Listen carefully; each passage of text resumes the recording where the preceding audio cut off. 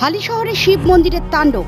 রাতের অন্ধকারে ভেঙে গুড়িয়ে দেওয়া হলো শিব মন্দিরে থাকা শিবলিঙ্গ, যার প্রতিবাদে হিন্দু জাগরণ মঞ্চের পথ অবরোধ করে বিক্ষোভ। পরিস্থিতি নিয়ন্ত্রণে আনতে ঘটনাস্থলে হালিশহর থানার বিশাল পুলিশ বাহিনী। সকালবেলা যখন প্রত্যেকদিন এখানে মর্নিং ওয়াক করতে আসে তখন সবাই দেখছে যে বৈদ্যপাড়া ঘাটে যে শিবলিঙ্গ রয়েছে সেই শিবলিঙ্গ ভাঙা অবস্থায় রয়েছে, নন্দী ভাঙা অবস্থায় রয়েছে। আপনারা দেখতেই পাচ্ছেন যে মুর্শিদাবাদে কদিন আগে কীরকমভাবে হিন্দুদের উপর নির্যাতন হলো, ভাঙা হয়েছে, হিন্দু নৃশংসভাবে হত্যা করা হলো। আমরা হিন্দু জাগরণ মঞ্চ থেকে সমগ্র ব্যারাকপুর জেলা জুড়ে আমাদের আন্দোলন হয়েছে একের পর এক। কিছুদিন আগেও আপনার শিবদাসপুরে একজন সনাতনীকে কিভাবে একটা আম পুরোনোর জন্য তাকে একজন ফরহাদ নামে একজন মুসলিম সে হত্যা করেছে। আমরা শিবদাসপুর থানা ঘেরাও করেছিলাম হিন্দু জাগরণ মঞ্চকে। আজকে স্থানীয় লোকেরা সবাই মিলে সমবেত হয়েছে, এখানে পথ অবরোধ করছে স্থানীয় জনমানুষরা হিন্দু সমাজ থেকে একটা স্বতঃস্ফূর্তভাবে। তার কারণ হচ্ছে হিন্দুদের ওপরে একের পর এক বাধা আসছে, হিন্দুদের ওপরে আক্রমণ হচ্ছে। মাটি বাঁচানোর লড়াইয়ে যদি না নামি এখন আর কবে নামবো? প্রশাসন কি বললো? এসেছিল তো প্রশাসন এসেছিল, প্রশাসন আমাদেরকে বলছে আপনারা উঠে যান। আমরা উঠবো কেন? আমরা একের পর এক আর ডেপুটেশন দিয়েই বা কী হবে? আমরা মাঠে নেমে হিন্দুদেরকে ঐক্যবদ্ধ করতে চাই, হিন্দুদেরকে জানাতে চাই যে এরকম অত্যাচার আর চলবে না। আর তার মধ্যে দেখা যায় প্রতিটা ঘাটে সিসিটিভি রয়েছে, ঘাটে কি সিসিটিভির ব্যবস্থা রয়েছিল নাকি? এটা প্রশাসন থেকে নিশ্চয়ই করা উচিত। পুলিশ প্রশাসন এসছে, পুলিশ প্রশাসন দেখুক। আমি বললাম প্রশাসনকে, স্যার এসেছিল তো বললাম যে আপনারা এই এলাকার যে সিসি ক্যামেরাগুলো আছে সেগুলো চেক করুন। নিশ্চয়ই প্রশাসন থেকে এখন সিসি ক্যামেরা লাগানো হয়, সেগুলো চেক করুন। কারা কারা রাত্রে 1টা-1:30 পর্যন্ত এখানে ড্রিঙ্ক করা হয়, মদ খাওয়া হয়, নানান রকম অবৈধ। আপনার নাম? আমার নাম অর্ঘ দত্ত, ব্যারাকপুর সাংগঠনিক হিন্দু জাগরণ মঞ্চ থেকে।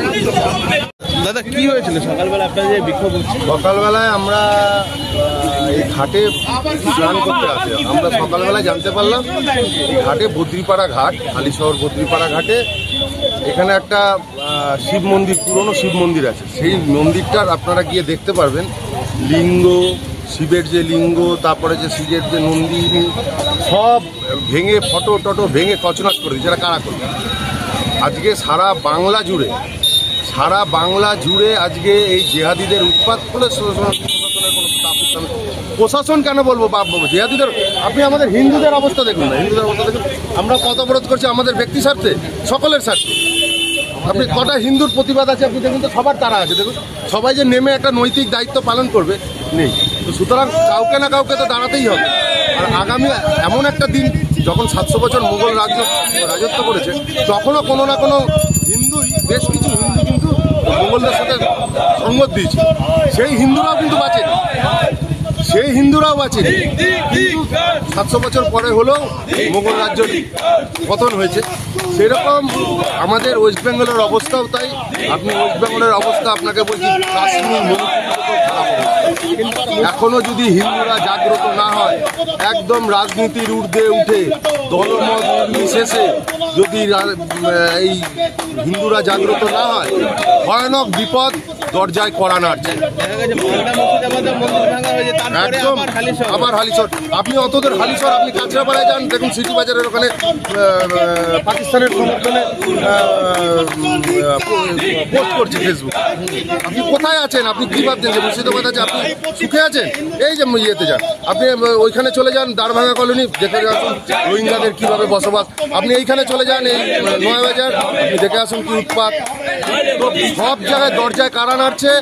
এখন যদি সমস্ত রাজনীতির ঊর্ধ্বে উঠে যদি নিজের বিবেককে জাগ্রত না হয় হিন্দুরা, ভয়ানক বিপদ। আপনি আপনার পরের প্রজন্মকে আপনি কৈফিয়ত দিতে পারবেন না যে আপনি খালি আপনার নিজের স্বার্থের জন্য, নিজের ক্ষমতা, নিজের অর্থের চাহিদার জন্য আপনি চুপ করে রয়েছেন।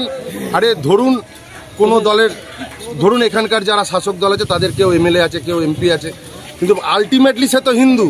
তার পরবর্তী জেনারেশনকে তো তাকে কৈফিয়ত দিতে হবে। ধরুন এখানে কেউ সে তো আলটিমেটলি হিন্দু, তার পরবর্তী জেনারেশনকে তো কৈফিয়ত দিতে হবে। তারও তো একদিন বয়স হবে 70, সে 200 বছর বাঁচুক, ধরুন তার 60 বছর 70 বছর, তার যখন পরবর্তী তার ছেলে মেয়ে নাতি তারা যখন বড় হবে, তারা যখন জীবন সংকটে ভুগবে, তখন তার বাবা মাকে, দাদুকে কোশ্চেন করবে না যে তুমি কি রাজ্য, তুমি তো শাসক দলের একটা প্রশাসনিক ক্ষমতায় ছিলে, তুমি কি রাজ্য গিফট করে গেলে আমাদের জন্য, কি অবস্থা তাদের। আপনি অত দূর যেতে হবে না, আপনি 1-2 বছরের মধ্যে দেখুন এই রাজ্যের কি অবস্থা হয়, ভয়ানক পরিস্থিতি। আমার নাম রাজু দে। ঘটনার খবর পেয়ে ঘটনাস্থলে উপস্থিত হন হালিশহর পৌরসভার চেয়ারম্যান শুভঙ্কর ঘোষ। তিনি আশ্বাস দেন আগামী 3 দিনের মধ্যে মন্দিরটি পুনর্নির্মাণ করে দেওয়া হবে। পাশাপাশি তিনি বলেন দোষীদের অবিলম্বে গ্রেপ্তার করা হবে। তিনি আরও বলেন এই কেউ শহরে অশান্তির পরিস্থিতির সৃষ্টি করতে ঘটনা ঘটাতে পারে।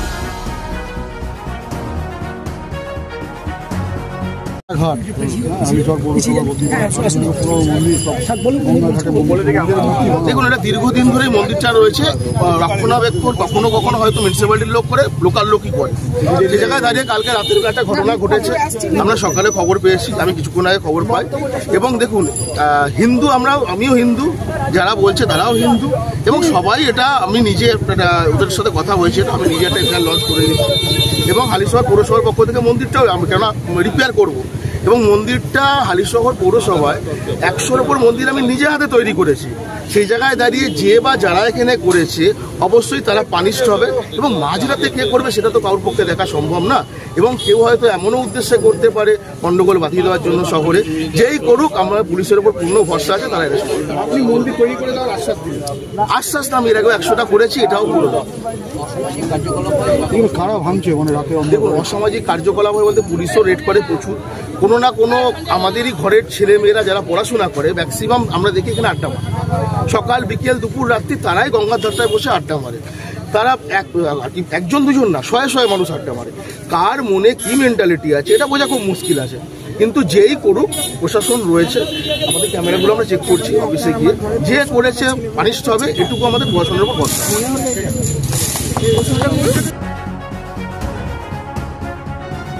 অপরদিকে বিজেপি যুব নেতা বিমলেশ তিওয়ারি বলেন এইসব ঘটনা ঘটাচ্ছে তৃণমূল আশ্রিত সংখ্যালঘুরা। দেখুন বিস্তারিত। Bureau report, news 24 Bangla live.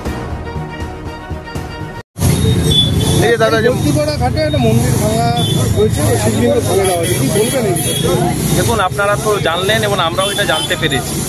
এই ঘটনা গোটা বাংলা জুড়ে হচ্ছে। এর আগে মুর্শিদাবাদে আমরা দেখলাম, আমরা বেলডাঙ্গায় দেখলাম, আমরা ধুলিয়ানে দেখলাম, বহু হিন্দুদের মন্দির ভেঙে দেওয়া হয়েছে। এবং এরা ভাঙছে কারা? তৃণমূল আশ্রিত জেহাদিরা। আমি আবার রিপিট করছি, তৃণমূল আশ্রিত সংখ্যালঘু জেহাদিরা এরা হিন্দুদের মন্দির ভেঙে দেওয়ার কাজ করেছে। একটু আগে মাননীয় চেয়ারম্যান বললেন যে এখানে অনেক ছাত্রছাত্রীরা আসে, তারা করে দেয় কিনা বা তারা করেছে কিনা এটা নিয়ে সন্দেহ আছে। অর্থাৎ উনি এখনো জেহাদিদের আশ্রয় এবং প্রশ্রয় দেওয়ার কাজ করছেন। উনি মনে করছেন যে এই ধরনের কাজ হিন্দুরাই করতে পারে। তৃণমূলের জামানায় হিন্দুদের তাড়ানোর যে চক্রান্ত, মমতা ব্যানার্জি সেই চক্রান্ত এগিয়ে গেছেন, এবং স্থানীয় এখানকার তৃণমূলের নেতৃত্বরা সেই দিকে অগ্রসর হচ্ছেন।